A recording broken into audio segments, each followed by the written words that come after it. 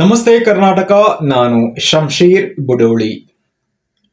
ಲೋಕಸಭೆ ಚುನಾವಣೆಯ ಫಲಿತಾಂಶ ಪ್ರಕಟವಾದಂತಹ ಬೆನ್ನಲ್ಲೇ ರಾಜ್ಯದಲ್ಲಿ 5 ಗ್ಯಾರಂಟಿ ಯೋಜನೆ ಸ್ಟಾಪ್ ಆಗುತ್ತಾ? ಕೆಲವರು ಸ್ಟಾಪ್ ಆಗುತ್ತೆ ಅಂತ ಹೇಳ್ತಾ ಇದ್ರೆ, ಇನ್ನು ಕೆಲವರು ಸ್ಟಾಪ್ ಆಗುತ್ತಾ ಎಂಬ ಪ್ರಶ್ನೆಯಲ್ಲಿ ಉತ್ತರ ಹುಡುಕುವಂತಹ ಪ್ರಯತ್ನವನ್ನ ಮಾಡ್ತಾ ಇದ್ದಾರೆ.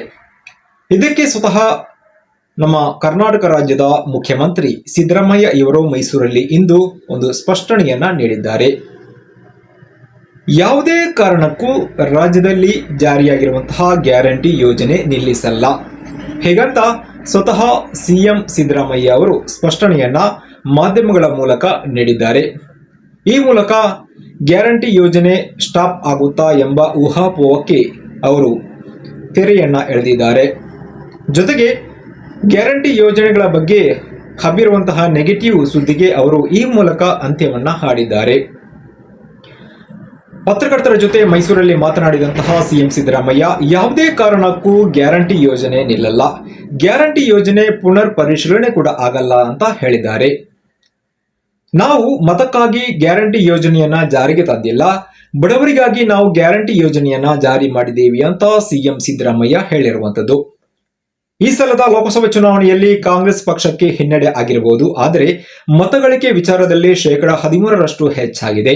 ಮೈಸೂರು ಸೋತಿದ್ದು ಸತ್ಯ, ಚಾಮರಾಜನಗರ ಗೆದ್ದಿದ್ದೀವಿ, ಪಕ್ಷದ ಹೈಕಮಾಂಡ್ಗೆ ಸೋಲಿನ ಬಗ್ಗೆ ಕಾರಣ ಹೇಳುತ್ತೇನೆ ಅಂತ ಅವರು ಮಾಧ್ಯಮಗಳ ಮೂಲಕ ಒಂದು ಹೇಳಿಕೆಯನ್ನ ನೀಡಿದ್ದಾರೆ.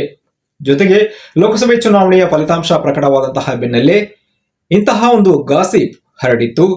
ಜನಸಾಮಾನ್ಯರಿಗೆ ಏನಾಗುತ್ತೆ ಆ ಯೋಜನೆ ಇನ್ನು ಮುಂದೆ ನಮ್ಮ ಕೈಗೆ ಸಿಗಲ್ವಾ ಅಂತ ತಲೆಬಿಸಿಯಲ್ಲಿದ್ರು.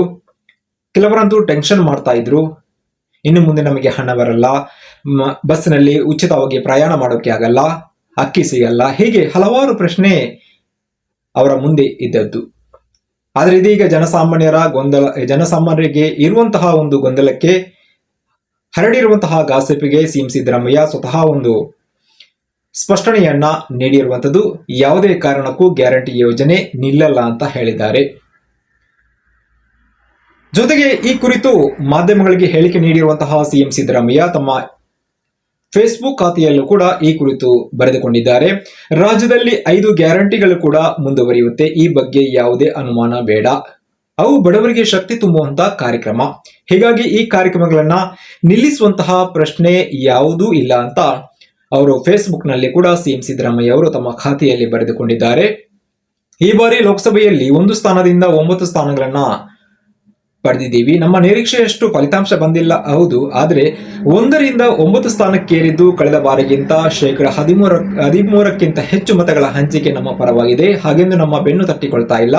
ನಮ್ಮ ಫಲಿತಾಂಶ ಕಳೆದ ಬಾರಿಗಿಂತ ಉತ್ತಮವಾಗಿದೆ, ಆದರೆ ನಿರೀಕ್ಷೆಯಂತೆ ಆಗಿಲ್ಲ ಅಂತ ಅವರು ಬರೆದುಕೊಂಡಿದ್ದಾರೆ. ಈ ಮೂಲಕ ರಾಜ್ಯದ ಸಿಎಂ ಸಿದ್ದರಾಮಯ್ಯ ಸ್ವತಃ ಗ್ಯಾರಂಟಿ ಯೋಜನೆ ನಿಲ್ಲಲ್ಲ, ಕಂಟಿನ್ಯೂ ಆಗುತ್ತೆ ಅಂತ ಒಂದು ಹೇಳಿಕೆಯನ್ನು ನೀಡಿದ್ದಾರೆ.